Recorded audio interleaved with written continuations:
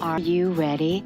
The Cornelia Stephanie Show, Wake Up to Love, Your Call to Action. Join Cornelia as she empowers others to live heaven on earth.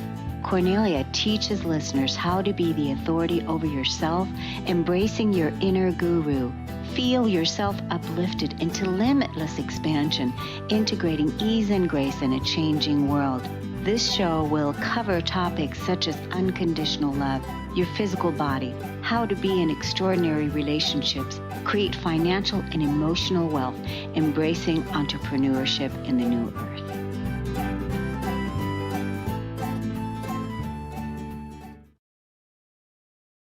Hello, everyone. Welcome to the Cornelia Stephanie Show. It's an honor and a pleasure to be with you today. I have the beautiful coach, author, speaker, Kris Ashley in the house again today. She has been with us before in the past. And so I invited her to come back to talk to us about how to change your mind and thus change your reality. So, and we could dive deep into that subject because there's a lot to it. Right? So welcome to the show, Kris Ashley. Thank you so much for having me, Cornelia. It's really great to be back with you. So let's tell the audience a little bit about, how you got started on this path. So you're on the spiritual path now. You've been an entrepreneur for how many years now doing this work? About 4 years now doing this work. So about 4 years. You have done a lot of healing on yourself, obviously, right? And discovered how, the thoughts that we think and the subconscious programming that we have from the time that we're little children, and how we're conditioned and programmed by our environment, and how that all plays an important role in us being adults and creating success in life for ourselves, or not.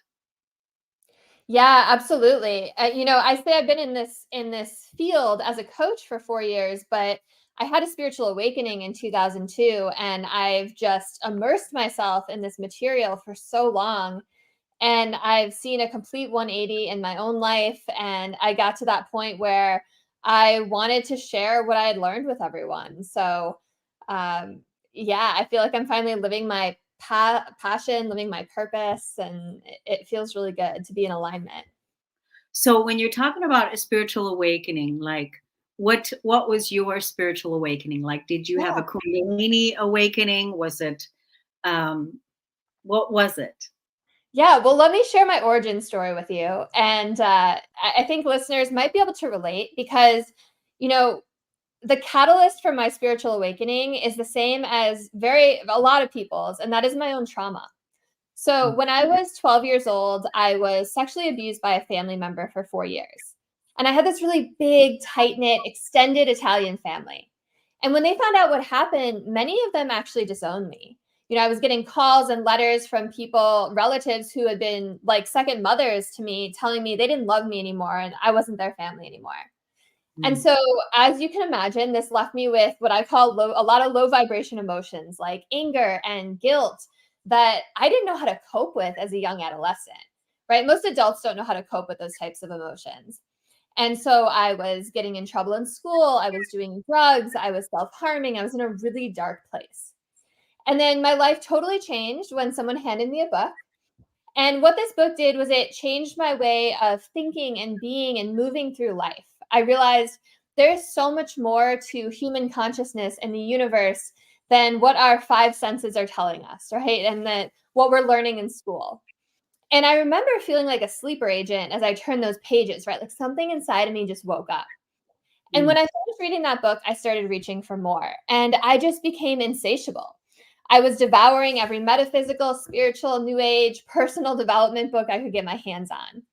I started going to retreats. I found all of these teachers to study under. And my life really did change. I was manifesting things.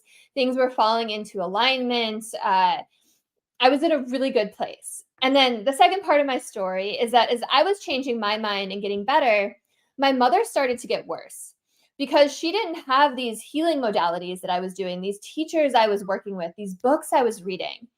And her family had been ripped down the seams. And it started to manifest for her as physical illness.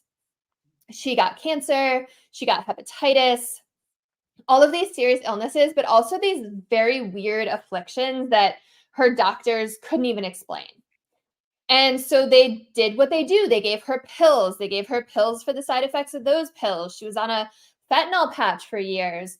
And as a result, she would sleep for all but a few hours of daylight. She would fall down all the time. She would fall asleep at the dinner table. She would forget conversations we'd had just the day prior.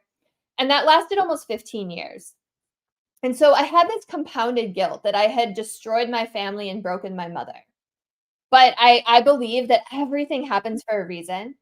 And I realized that my mother was my biggest teacher because every step that I watched her take deeper into depression and illness and victimization, I climbed in the other direction out of that dark tunnel because I was seeing firsthand what happens to a human body and spirit when they go down that path, when they make that choice, because we have that choice, right? And then I was seeing what was happening to my own body and spirit as I was changing my mind and making this other choice. And I made this promise to myself, and it is a promise I have kept to this day, that I would always prioritize my physical, mental, emotional, spiritual health. I would do everything I could to heal.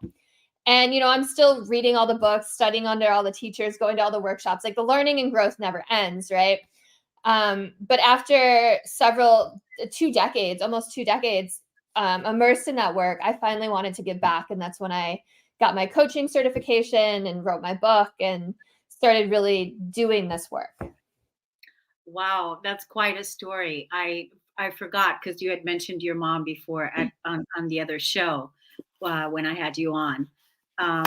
Like what comes up for me right away when you're talking about how old were you when the trauma occurred were you 11? Did you say? I was starting at age 12. Oh, so age 12 of sexual abuse, sexual abuse happened to you at age 12, which, that is just when your, identity is just really being, wanting to come out like as a young woman and like your self-esteem and all of that. So all that was being squashed like by, that behavior. And then on top of it, that it was a family member, again, showing you that you can't trust, that you can't trust the family, and that you probably had to keep it quiet and not say anything to anybody, right? Yeah, absolutely. Everything you just said, completely nailed it. And I've been telling this story a lot because I've been on all these podcasts promoting my book, and sometimes the hosts are like, "I'm so sorry that happened to you," and I'm always like, "I'm not." I've since forgiven every single one of those people. Like I have, there's no trigger talking about this at all. Um, I believe it's what had to happen. It was the catalyst for my awakening. It was what put me on this path. It's what made me the person who I am today. And I believe that we choose big life circumstances before we incarnate because they give us that opportunity to grow if we make that choice. Do So you, yeah, I think that's a great point that you made. Do you believe that forgiveness is necessary in order for you to move on? that's an interesting question. I think so. Here's what I think about forgiveness is that, well, first of all, I think most people know this, but forgiveness is not about excusing anyone's behaviors. It's about it's all for you, right? So if listeners are thinking, what so and so did to me is unforgivable, like, no, it's not. Everything is forgivable because it's for you, not that person. Because when you hold on to that anger, that resentment, that guilt, that shame, whatever it is, that's like poison, right? And that poison's gonna seep into your manifesting. It's gonna color your view of the world. It's what you're gonna project out into the world. And it's gonna eat away at you, right? It's gonna cause you harm, possibly eventually in the form of disease. So, yeah, to me, forgiveness is the purging of all of that so that you can let it go, so that you can thrive and level up and heal. Yeah, I think that's really, really important. It's an important distinction. Forgiveness, and if you're looking at it from a dimensional perspective, like because you said this earlier, and this is an important piece. You said earlier that you signed up for this experience so that you can heal and that your soul can grow. You signed up for it. So if you're looking at it from a higher dimensional perspective, forgiveness is a tool in the higher dimension. So maybe forgiveness is a tool in the fourth dimension, in the possibly upper fourth dimension, before we move into the fifth dimension of consciousness. So forgiveness is a tool there. But in the higher dimensions, 5 and up, we don't necessarily need to forgive in that sense, because we understand and know that this experience was contracted and that this was here to help me grow, and there's really no forgiveness even needed. But if you as a human being need to use the tool, to use forgiveness as a tool to forgive, so that you can move on and move higher in your consciousness and experience soul growth, so that you can be free. Because like you said also, forgiveness is for you, the person. It's not even necessarily the other person. Doesn't even really have anything to do with the other person. It is so that you can be free. Would you agree with that? Yeah, and I actually say something similar in my book, that there's this paradox to forgiveness, right? Like, I talk a lot about, we don't need to place blame on other people, right? That's a choice as well, where we get stuck in victim mode a lot. And you always have this choice, right? You hear people say something like, "Oh, you can either thoughtfully respond or you can emotionally react," right? You can get triggered, you can emotionally react. But there's actually a third choice, and this is the paradox. If you choose to not even place blame on another person, there's nothing that even needs to be forgiven in the first place, right? Like, all there is to do is let it go. So that's kind of that's what we're going for, right? Yeah. Most people aren't there yet. I No. wasn't there yet when all Mhm. this happened to me. Excuse me. But yes, I agree with everything you just said, that as we grow interdimensionally and level up, and we're acquiring all these soul lessons, we don't even need to do that. And we will understand that all this was contracted. Like, right now, we've forgotten, right? Yeah. We've Yeah. come into this illusion with this school, as I like to say, with amnesia. So Yeah. yeah, that's an interesting way of thinking about it, as forgiveness is a tool. I like that. Yeah, that's how I've used it in my own spiritual growth, because we've forgotten until we remember. And Right. once we move more deeper, into soul realization and self realization, and we take more responsibility for our creations here on earth, because this show is about living heaven on earth. Well, in heaven, everything already is forgiven. We don't even need to forgive anything, because it already is, because we've come to the point where we realize that everything was contracted. We came here to grow. We came here to learn. And actually, we came here to bring heaven back to earth, because the earth already is here. And now we're bringing our heavenly consciousness, the consciousness of the awakened person, the awakened soul, bringing it back here. And then we realize that we are the ones that is creating either hell or heaven on earth. And right now, we are seeing a lot of destruction playing out in the world. We're seeing a lot of wars and all of that. And then there's other people that are completely having blissful experiences and amazing life experiences as well. So both those things are happening simultaneously. But I want to go back to the trauma piece. I think it's a huge piece, Kris, because I'm right now working with someone that she's a younger person. She's under 30, and she was molested as a child, and by the mother, and also by the mother, and the mother also, did the molestation herself, but then also got other people involved in it too. Yeah, So that's really, really what sad. what would you say to that person? Because I'm going to send her this podcast, because we're just now starting to work on that particular part. What would you say? Oh wow, that's really difficult, because I'm starting to learn that people can only meet you where they're at, right? That people aren't always ready to hear that there are soul contracts, and that Earth is a school, and that everything happens for a reason. And that, people are acting, when people hurt you, they're acting out of their own pain and their own fear, right? That being said, though, you never want to underestimate the power of planting seeds either, right? So, if this person is ready to hear all of that, then, I would talk to them about how, we are not that old saying, like, right, we are not humans having a spiritual experience, we are spiritual beings having a human experience, and nothing that happens here on this earthly plane can hurt the real you, right? You are vast and expansive and ancient, and nothing can touch you.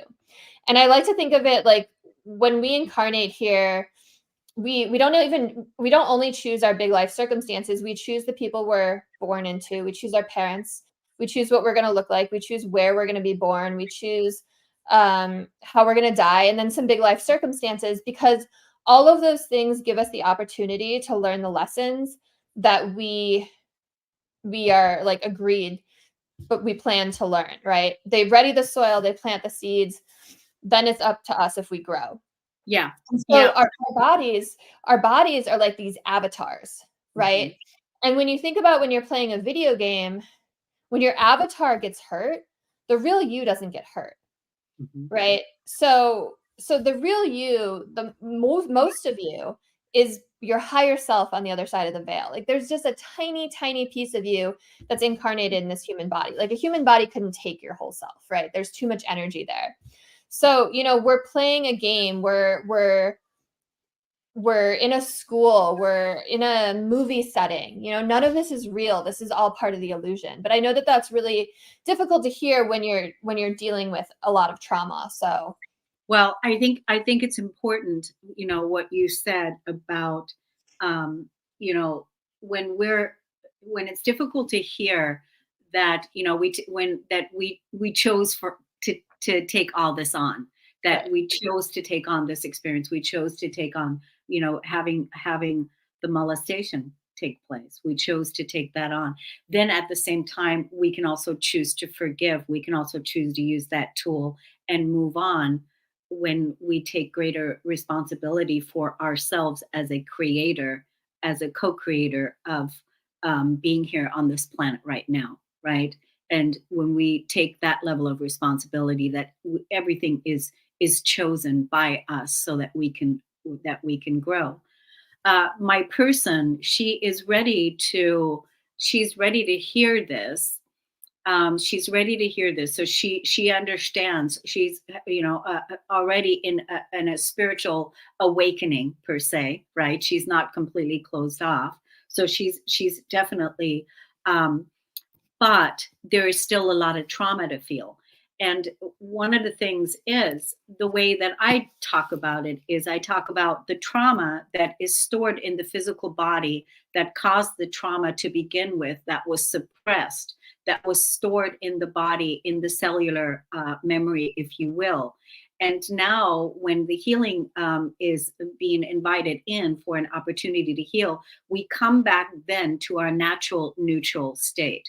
Because once the trauma is healed, once you heal from your past wounding, the core wounding from your past, or from sexual traumas, or from past life traumas, or whatever the traumas are, you return back to a neutral state, to a 0 point state, where basically that's the original state, because now that is the pure state, that's the neutral state, and that's the godlike state. That's what we return back to. And once we return back to that place, like, I can't identify anymore with my childhood trauma. I can't identify anymore with the core wounding of when I was feeling betrayed, or when I was feeling abandonment, or when I was feeling shame, or when I was feeling any of the core wounds, the mother wound. I can't identify with those wounds anymore, simply because the opposite of that wound has been integrated and healed. So this is what I'm saying to our audience here, is that once you are really ready to heal from this wound, it doesn't mean that you will carry this with you your entire life. You can return back to a neutral place. And then that's the original place for us to be in, because you have brought your own healing you've brought your healing to it, and you've basically are working on saving yourself, if you will, by wanting to wake up to what has held you back. Yeah, absolutely. And I really am a big proponent in backing all of this up with science. Like, I love quantum physics, I love epigenetics, I love neuroscience, and we live in this amazing time where science backs this up. So, just talking to this person, and then any listeners who might be listening, it's so important to release your repressed emotions, because here's the thing. You have this past trauma that you've gone through, right? This debilitating emotional stress that's probably affecting every area of your life. And every time you think about that, you create the same emotions in your body as if you're reliving that experience now. And when you have those same emotions, you start thinking those same thoughts, and you get caught in this thought emotion loop. And then you start creating the same chemicals, because your body doesn't know the difference between you thinking about the event and you actually living it. So the same cortisol gets released, the same adrenaline gets released. And if this happens for a long period of time, your brain goes into what's called incoherence. And groups of neurons stop talking to each other. And you could think about it like a bunch of different drummers banging out different tunes. Like, it's chaos, right? It's disorder. It's just, there's no cohesion at all. And so when your brain is in incoherence, it sends that same chaotic signal to your central nervous system. And your central nervous system sends that same chaotic signal to your endocrine system, your digestive system, your immune system, your respiratory system. And you can quite literally make yourself very sick. And like my mother did, right? And remember, this all started from a thought. So that's so much of what I teach and what my book is about, that, we have to change our belief system, because our belief system creates our thoughts create our emotions, which create the actions we do and the habits we have and the energy we're putting out there, what we're manifesting. And it's all this loop. So, it's so beneficial for you to do this work. And I just wanted to throw in the science piece, because understanding how much harm this can actually do is so important. Yeah, I'm so glad that you brought in the science, because even, when I was going through this work and doing this work, like a decade ago or almost 2 decades ago, I wasn't really looking at the science. I was just really going into my own spiritual, evolution and my own connection, and what I was getting intuitively, and what I was, working with intuitively, in clearing my own traumas and putting this work together. So, and then writing my book. So I understand now that the science is there to back it up. It's so much easier, but it's a really important piece to know that what you said, it's the thoughts that can make us sick. And that's the whole piece. And I love that you brought this up about, the thought that can make us sick, and that the suppressed emotions. And because even if you have a fear, this is what happens when you have a fear. The body doesn't know, is the fear real, or is this a thought you're thinking and you're just afraid about it, or you have anxiety, or anything like that, right? The body doesn't know if it's real or not. And that's why the work that you're doing is so important with, changing your thinking to create a different reality. Now, I want to just talk about one more thing about this whole trauma piece and my person, is that, the sexual abuse is connected to also her feminine power, her sexual power, her way to create, because it's all in the first and second chakra right there, and so her not feeling good about her body, not feeling good about her voice, not feeling good about earning money, not feeling good about any of these things, how that sexual abuse and that trauma is also related to her creation in the world, what she's creating now. Yeah. I know that feeling. I relate to that feeling. I remember I was so insecure. This talking to a stranger on a podcast, no way. No way. And as I did the work to heal, and by the way, I was the same as you. I wasn't into the science in the beginning. I didn't even know I was doing all these healing modalities. Like, I didn't know I was doing the hard inner work. I thought I was on this quest for hidden sacred knowledge of the universe that no one else knew, right? But I was really doing all this hard inner work when I was working with these teachers and doing these healing modalities and exercises. Um, and yeah, it takes, as you heal, that power comes back, right? You start to draw your power back. And as there's a kind of a trend going on in the world right now where it's almost, you get rewarded for being a victim. And we see it all over social media. And the problem with that is that, there's a lot of perceived payoffs, right? You get pity, you get to be the martyr, you get attention, you get to avoid feeling guilty, you get to stay in your comfort zone of staying small. But what you don't get to do is step into your own power and heal. And as you step into your own power and heal and take accountability and responsibility for the parts that maybe you played, um, you draw your power back from all of these outside resources. And the other, all the other pieces kind of fall back in line. All those things you were talking about, the confidence comes back in, the self-love comes back in. And it doesn't happen overnight, but it happens. It's, as you do this work, it happens. Yeah. And that's why even earlier when you were talking, like you've been on this path now, you've been doing this work. Once you do this work, once you get into this deep work, it just keeps growing. It just keeps evolving. And you just can't unknow what you know. You can't go back. And it just keeps getting more and more enlightening, because you're becoming more and more enlightened, because you are a being of light.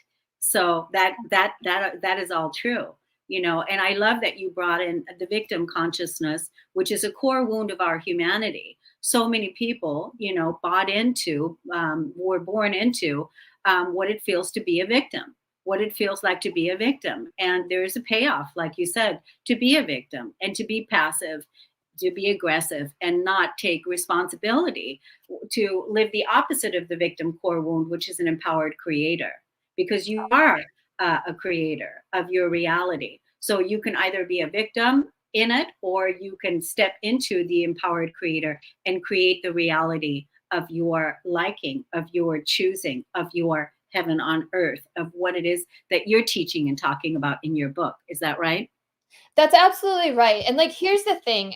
Everything that happens is neutral. Information is neutral, but our response is not. The way we react to that information is not. And this goes for things people say to you, things people do to you, circumstances, events, situations. You place the label of good or bad, right or wrong on top of it, right? You see it through your subjective lens based on your own history, right? Your past with it. But, that's like 10 different people can witness the same event and report it from 10 different points of view, right? That's why eyewitness testimonies are so unreliable, because everyone has their own lens, their own belief system that they go through the world with. But it's actually crazy. If you've ever looked up the word belief in the thesaurus, one of the antonyms for it is truth. So if you think about that, the opposite of belief is truth. Right? Because if you think about it, our beliefs are made up of the opinions of the people we grew up around, cultural conditioning, our own false opinions that we created to keep us safe when we were children. And by the way, so much of this forms before the age of 7, when kids are in a theta brainwave state, which is hypnosis, right? They're literally downloading, they're programmable. So, of course, the opposite of belief is truth. Like, if you think about it, like, they're all based on opinions. And you could even go so far as saying, like, our opinions are lies we tell ourselves and other people tell us, not meaning to do us harm, but just because they don't know any better. And then we live our lives based around these lies. So really, you always have a choice. Everything is your choice of how you see the world. And simply shifting your perspective completely opens up the world for you.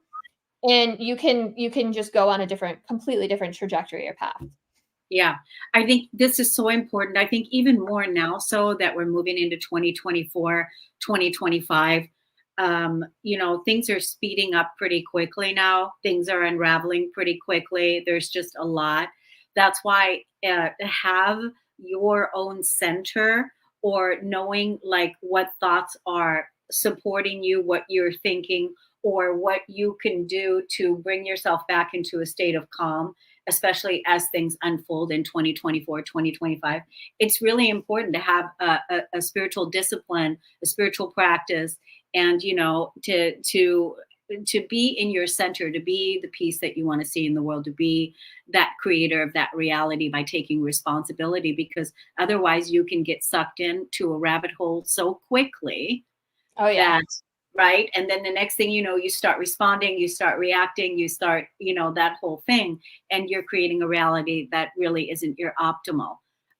So I think it's the work that you're doing is really important. I want to let the audience know, I think this is so cool that you are just getting ready to have your own baby, and that is going to happen next month. You're going to have a baby. And Next month. so, right. And I think this is so great because you know now from the age of 0 to 7 that that is so important with what programming is happening for that child. And I just think it's so great. Like I look at you and I think, gosh, like because you're young, you're giving birth, you're having a baby, and boy, that would have been nice, back in the day when I was that age, your age, to give birth to a child, to be able to program a child with the truth like you will be doing, which is so great, which is going to create an entirely different soul experience, which I'm sure is why your baby chose you as the mother. So, but I just think this is just the coolest thing. Are you so excited about your own development in this? Yeah, well, thank you so much. Yeah, no, I'm really excited. It's interesting. It took me 7 years to get pregnant, so it's been a journey. And when we say like the right soul was waiting for you, like I really believe that. Everything kind of lined up perfectly now, and yeah, I'm really excited. It's also a lot of pressure, Yeah. right? Because I know how much. Yeah, I have my own podcast, and just an hour ago, I was talking to someone about how you know, she had a client who she took back during hypnosis to when they were 2 years old, and the mother had somewhere to go, some event, and the baby needed a diaper change, and the mother was just like exasperated about it. And this woman who was the 2 year old grew up to be this woman. It like completely messed with her. She thought like her bodily functions weren't important. She wasn't important. And it like completely changed her subconscious programming. So, there's a lot of pressure. But I'm really excited. I'm very excited. I've got all the very awakened children's books on his shelf already, and I'm Yeah. excited. Yeah, that's so great. I just think it's awesome, to with anything that we're doing, whether we're parenting our inner child right now, or you're giving birth to a baby, or you're giving birth to a project, or you're creating your life, as you're as giving birth to something. Now, it's important the way in which we think about it, the way we approach it, the way we love it, the way we nurture it. All these things are important. I remember when I was doing my healing work, and I remember I actually found myself, this was back like in 2010 or 2011. I found myself, this is when I was doing that inner child work. I found myself in my mother's womb, and I wasn't wanted. Hmm. Okay. So that was what I was healing at the time, that I wasn't wanted. And I remember because it was in a dream that night, it showed me. I was observing it in a dream, observing myself in the dream, not wanted in the womb, and how important that was for me to heal that part now and want myself and give birth to myself now. And that was an important piece. But I remember that night I cried and cried and cried and cried, like for 4 hours, just crying because I was given birth to, but I wasn't really wanted. So this is an important thing. And like I said earlier, once you do the healing, this isn't something I can even identify anymore because there's no pain. It's all neutral now. It's all been healed and all released. So that's why the work that you're doing on your the past wounding, the trauma work, whatever the shadow work, whatever the work is, it's so valuable because you're literally creating a new reality in life. You really Well, are. And any possible reality exists out there, right? Just waiting for you to choose it. The quantum physics even backs that up. And people can be living in different realities, right? Two people can be living next door to each other and seem to be living in two completely different realities, all adamantly insisting their way is right and everyone else's way is wrong, right? But you always have a choice. And it's kind of like alchemy, right? Like you said earlier, you can look at all of these horrible things that are going on in the world and you can get sucked down these rabbit holes and you can get emotional about it. And then, by the way, the universe is kind of like the Facebook algorithm. It's like, oh, you're invested in that? You're getting emotional about that? Like, all right, we're going to send you a little more of that, right? So you always have a choice of what you look at. And that doesn't mean you have to hide your head in the sand, but you can be informed, but you don't want to get emotional about it. You don't want to get pulled into it and invested in it. And you can start to create the reality you want by focusing on what you do want in your reality. And just a piece, I just want to also speak on what you said about how you have no tie to that past trauma. And I think that's so important that you said that because, when people are unhealed, they can find offense in anything. They can get triggered by anything. They can get set off by anything. Like I love David Hawkins says that people with repressed emotions are like pressure cookers, right? Just waiting to vent that steam. Like outside events don't make you angry. You're already angry. And those events give you a reason to unleash that a little bit into the world so you don't implode, right? But when someone is healed, they know that what others say and do has nothing to do with them. They know they're coming from their own place, their own pain and fear. They know that outside circumstances and events are all neutral and they have that choice. And I think that's that's the ultimate sign that you're healed, right? When you can look back on an event or a person or whatever it is and not have that emotional trigger anymore. you're going And to you're going to look back at that event and you're going to be neutral because every event is neutral. It's only our suppression from the past, the trauma from the past that had been stored in the body when it wasn't safe to release, when it wasn't safe to express, when it wasn't safe to heal, that was stored. And all of us are here right now to heal all of our past traumas. That's what this is all about. Because on an evolutionary scale, we're here now to take greater responsibility.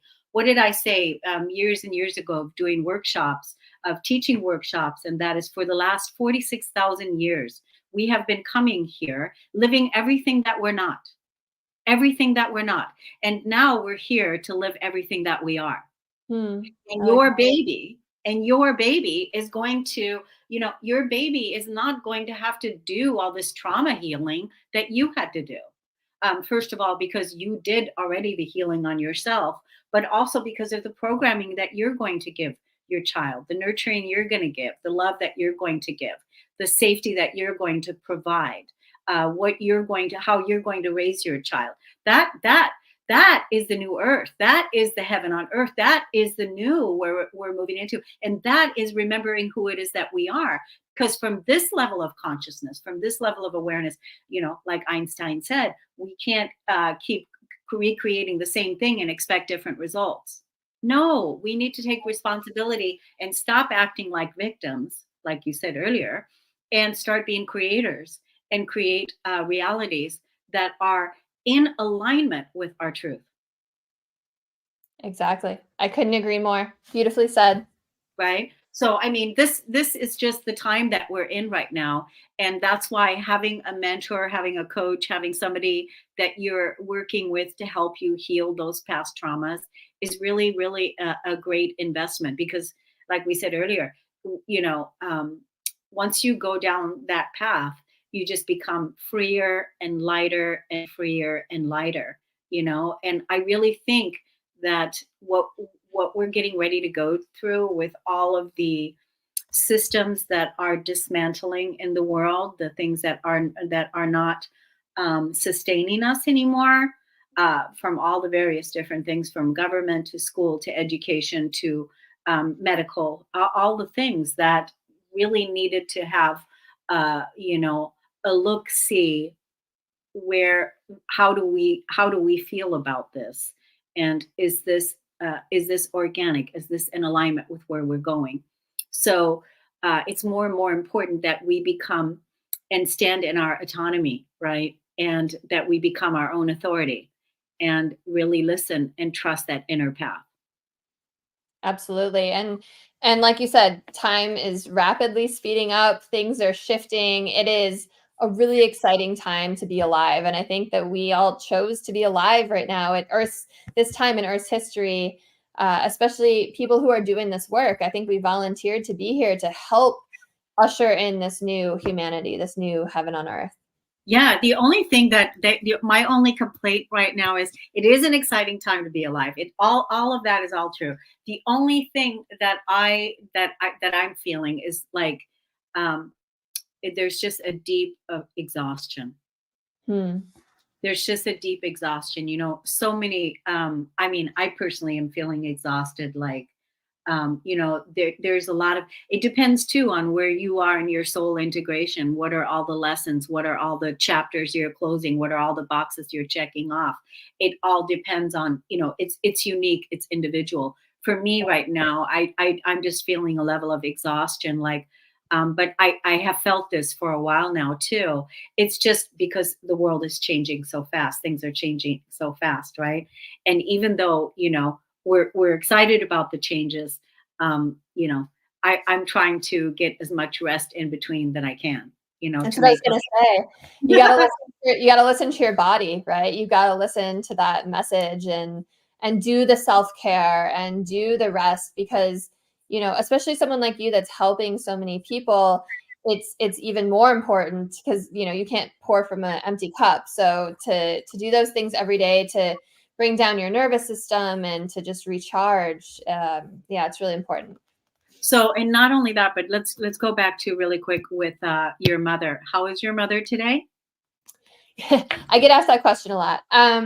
So my mother is in a much better state. She's still not the picture of health. She did something that I do not recommend anyone does. Don't do this if you're listening. So she got to the point, like I was saying, how many people do, where something had to change, right? And she had a particularly bad fall a few years ago. And she's always covered in bruises, but she had a particularly bad fall. She went to the hospital. Her blood pressure was like 220 over something, and they were like, if you don't change, you're literally going to stroke out and die. Mm. And so she had this moment where she freaked out and she threw all her medicine away and went cold turkey off of like 12 different types of pills and fentanyl, which is like insanely dangerous for a human body to do. So don't do that. But since then she's gotten better. Like, so one of my biggest lessons that I've had to learn is that I can't heal someone that doesn't want to be healed. I can't fix her. And for a long time, I felt so responsible for what happened to her that I just wanted to fix her.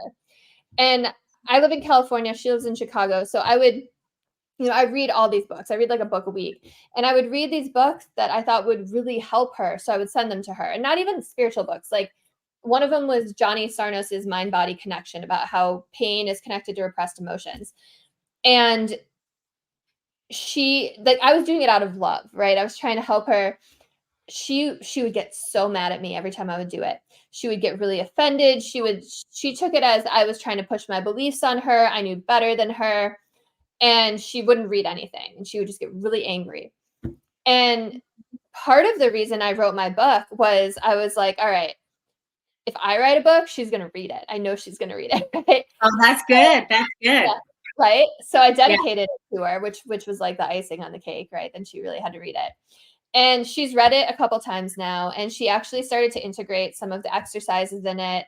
And she's actually like doing really well right now. We lost my dad in February of this year, and I was kind of like, he was in hospice for 9 months, and I kind of had that like, oh shit moment where I was like, is she going to regress and go back to self-medicating and victim mode? And she surprised everyone and went the other way. She's like thriving.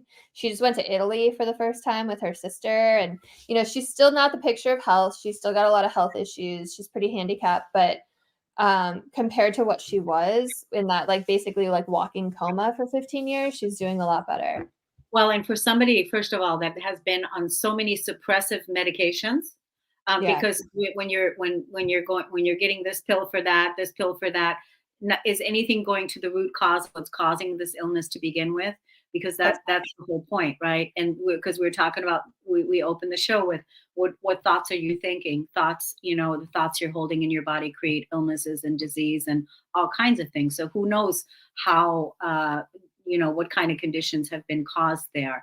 And you said she's already doing better, she's thriving. I mean, for a person that was so ill, that's now thriving, that's huge, and the body takes time to heal and recover. And like you said, she read the book. Do you have your book there so we can show the audience?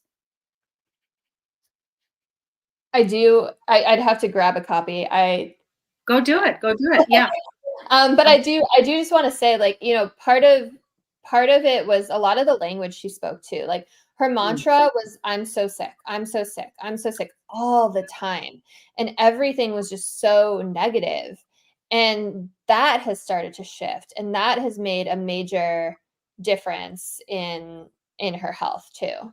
Because this is the one part we didn't talk about when it comes to taking responsibility for our co-creation, our co-creatorship on earth. It is the thoughts, the words that we speak. Our words are our wand. So even if we're reacting verbally to something else, going down a rabbit hole, we're creating an environment that boomerang is going to come back to us. But if we're creating and speaking words that are affirmative and that are loving and that are nurturing and that are kind, like I am healed, I am whole, I am healing every day. Words like that, right? When we're saying that, our cellular structure, our body can hear those words, and then a calming can take place, a release can take place, because that is an environment for us to thrive in, rather than I'm sick and tired of being sick and tired. Exactly. And it's the words you speak, the thoughts you think, and the language you use when you write, right? All of those things feed into exactly what you just said. It's like casting spells out into the universe. Yeah. And I think, even that with what we just said, as we move into 2024, 2025, those of us that are here on the front lines that have really taken ownership of our language, ownership of our creations, ownership of our mental body, how we're creating in the world, healing our past, all of that. That's how the quickening is going to happen for us, much more so, because we're speaking it into existence. Quite literally. Yeah. Right? Doesn't that resonate? Yeah. Just really quick before we close, and then I want you to go grab your book so you can show the audience. But back in the day, I don't know if you've ever heard of Sylvia Brown. Did you ever I've hear heard of her? something around, yeah. Okay, yeah. So back in the day, she was, she's not even alive anymore today. But back in the day, when long time ago, I did go have a session with her. But I remember she had said these words back in the day. This is when it shook me to the core. And basically, she had said that we choose our parents, right? When she had said that, and I heard that, because prior to that, I was pointing the finger and blaming my mother for everything that was going wrong in my life. Yeah. And when I heard those words, we choose our parents, that was such a truth for me. I only needed to hear that one time. I never had to hear it again. And immediately I shifted things, because it was like, oh my God, I chose, so it was that, you know what I mean? So when you hear the truth, it's true. It was, like I said, I only had to hear it once. And from that point forward, I stopped pointing the blame and started looking in the mirror. I love that. And I love that you just said mirror, because everyone you meet, especially your family, are reflections for you, right? They're mirrors back to you, because we're all connected. We're all pieces of the same. They are like another representation of you, and they're showing you what you need to heal, just like those triggers are, right? They're showing you those unhealed aspects of yourself. And if you're getting upset or frustrated by something in another person, that just means you have that inside of you that you need to heal, right? Yeah. It all comes back to you. And that's It also, where, yeah. Yeah. Yeah, it all comes back to you. I mean, because really, in truth, we are all one. I mean, that is the spiritual order of things. So we're all one. We're fractals of source energy, but we are all one. And so that we're all part of the whole, part of the one. Yeah, Um, and you can't hate another person without hating that part of yourself, and you can't love something in another person without loving that part of yourself. Yeah, You know, yeah. it That just doesn't. that is actually that's actually written somewhere. You can't love something about another person unless you love it about yourself. You can't hate something. That's why when I started my self love journey and started falling really deeply in love with myself, but before I got to that point, I discovered that I actually hated myself. That oh, that's what was there in the core of the cell, is that I hated myself, and that needed to now be replaced with radical self-love. And let's get that hate out of there, because I don't want to hate anything. I don't even want to use the word hate, not in heaven, on earth. Yeah, and I think that's important, and that brings me back to your client. Uh, that's how I felt after everything because I had that guilt, right? That I was responsible for all of those things, and I think a lot of sexual abuse survivors have that guilt, and so there's this self hatred that comes with it. But if you think about it, guilt is just a way of placing blame on yourself before anyone else can, right? Because as we grow up, when we do something quote unquote bad or wrong, we get punished by our teachers, our parents, maybe lawmakers, maybe you're scared of punishment from God or whatever it is. And guilt is like pre-punishing yourself so no one else can, right? Yeah, yeah. But it's all like there's no bigger punishment coming So because it's not. I would invite everyone right now that's listening, remove guilt from your vocabulary. Guilt, Yeah. remove that completely, because my perspective on guilt is it is a religious program that was programmed into us that we should feel guilty when we're doing self-care. We should feel guilty when we choose ourselves. We should feel guilty when we want to experience pleasure. And all of those things are all a religious program, because that isn't even valid in today's. It's guilt is a feeling. It's not even an emotion. It's a feeling. It's a fleeting feeling that people will say, I feel guilty when and if I do this. So usually when I work with clients, I have them remove guilt from their vocabulary entirely, and then as I work with them over the time, if they say, oh, I felt guilty, and then I ask them again, oh, you're still doing guilt? Oh, you're still doing guilt? Oh, I thought you had let that part, because it's about letting that language go. Being conscious of the language that guilt is a useless feeling. It doesn't even mean anything. If you're being tried in a court of law and you're going to be going through a trial to see if you're guilty or innocent, that's one thing. But I'm talking about the feelings that people have when they don't want to put themselves first, because they want to sacrifice themselves to make sure everybody else is happy, or the sexual guilt or shame that you were talking about earlier. Yeah, and guilt is a low frequency vibration. And if you really look at the situation, you're going to find that you're punishing yourself for lack of experience, not knowing any better, or just your complete innocence, right? And you wouldn't punish a child forever for not knowing any better at the time. So why are you any different? And like here's what like shattered guilt for me is this idea of like, you know, is there some amount of time that needs to pass where you can punish yourself, and is there some amount of time that needs to pass where you're like, okay, I've had enough punishment? And if there's an answer to that, like, why can't that amount of time be right now?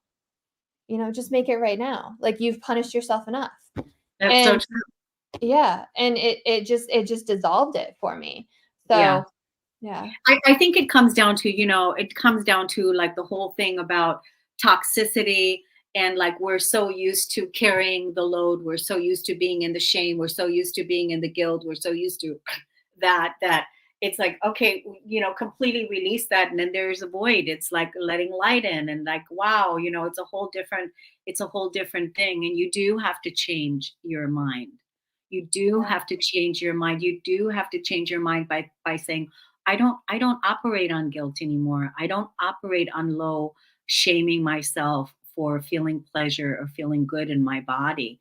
Because your physical body, like you said, Kris, is that the body, it's a low vibration. And the physical body, just like any disease, does not like to feel guilty, because it doesn't bring you success. It doesn't bring you love. If you're feeling and choosing guilt, it comes down to, like you said earlier, choice, choosing again. So release guilt. It's not necessary unless you're being tried in the courts. Other than that, there wouldn't be a reason. Yeah, and another example I think of when people feel guilty is when they, might have done something that they perceived as wrong, right? And they need to forgive themselves is what really needs to happen. And one of the best ways to do that, we're so good at thinking about ways that we're guilty and should feel shame and are in the wrong. But again, everything is neutral, and you know what your intentions were, right? And if you can instead think of examples of how you're innocent instead of how you're guilty, it will totally shift your perspective and help with self-forgiveness, because you're so skilled at coming up with all these reasons why you're bad or guilty or a terrible person. Like, use that same skill set, because you are innocent. You are perfect. You are worthy exactly as you are. Yeah, I think this was such a great discussion, Kris. I really appreciate you coming back on. Why don't you go grab your book? Let's show the Oh my audience gosh, where. I know. I'm like, you totally caught me off guard. I know that's on my bookshelf somewhere. Oh, I see it. It's really high up. Hold on. You're gonna see the pregnant belly. Oh, Um, okay, that's fine. We like pregnant bellies. that actually wasn't as difficult to grab as I thought it was gonna be. Here it is. It's called Change Your Mind to Change Your Reality. How And you shifting can your get it. thinking can unlock your health, your relationships, and your peace of mind. Yeah, and you can get it where? So it's anywhere you get your books. It's in paperback, ebook, audiobook. You can get it on Amazon, Google, Apple, Barnes and Noble, Walmart, Books a Million. If you're in Canada, it's on Amazon Canada. So yeah, Yeah. thanks All for right. letting me. How long did it take you to write the book? I was keeping notes in my phone for about a year, just like jotting down whatever I wanted to put in it. But when I actually sat down to write it, it was like a month or two. Like, I think I channeled it. It just flowed through me. And it Yeah. was like I couldn't do anything but think about that book, right? Even like I would wake up in the middle of the night, like with ideas, and I would get up in the morning, grab my coffee, sit at my computer, and just write for like 12 hours. And it would just like flow out of me. So, Well, I didn't want to write a book. I needed to write a book. yeah, and even if you just, I know that you're helping many people, but even your mother. So your mother was healed by the book. So that in itself, even if it helps just one person, which I know that's not the truth. But who knows? Now that you're giving birth to a baby, who knows? Maybe you will be writing your next conscious parenting book. Who knows how this is all going to unfold? What you're going to do next? But I think it's wonderful, and I'm glad that we had the opportunity to meet here on the Cornelia Stephanie Show. And I look forward to having you back and having a discussion sometime next year again, after you've given birth to your baby and you're back in business. I would love that. Thank you so much for having me. I really enjoyed our conversation too. Me too. I'm going to definitely send this conversation to my person, because I know that's going to help her a lot in this next phase. And so for anybody that is looking for a coach or looking for healing now, are you working with clients now, or are you not working with clients? Yeah, so I have a couple ways that I work with clients. I have a pre-recorded course, I have a weekly group coaching call, and then I work one-on-one. Right now, I'm starting maternity leave in like a week. You're one of my last interviews for my Yeah. podcast and others. But I'll be back in the spring. So in spring 2024, I'll be back working with people. But you can still do the group coaching and connect with me on social media. I'm at Change Your Mind with Kris. Change Your Mind with Kris. Wonderful. Well, thank you, everyone. Thank you, Kris. And we're going to close out now. We wish you a wonderful holiday season, and we'll see you again next time. Take good care.